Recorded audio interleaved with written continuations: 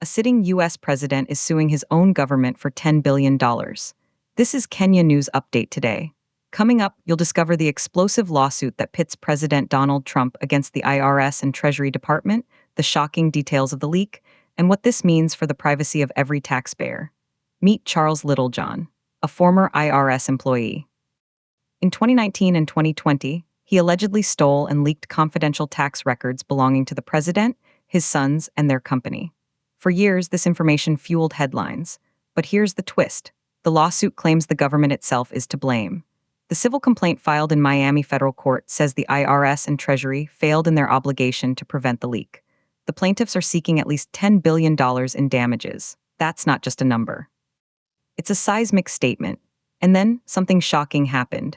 Just 3 days before the lawsuit was filed, Treasury Secretary Scott Bessent canceled all of his department's contracts with the consulting firm Booz Allen Hamilton. Why? Because Littlejohn was their contractor. This is a direct, punitive action from the Trump administration. A spokesman for Trump's legal team told CNBC the IRS allowed a rogue, politically motivated employee to leak private information to left-wing news outlets like the New York Times and ProPublica. President Trump continues to hold those who wrong America and Americans accountable, the spokesman said. But here's what nobody's talking about: the judge assigned to this case. The case has been assigned to Judge Kathleen Williams, who was appointed by former President Barack Obama. In August, Judge Williams issued a temporary injunction that halted the expansion of a Florida immigrant detention facility, nicknamed Alligator Alcatraz, effectively shutting it down. A federal appeals court later blocked her ruling.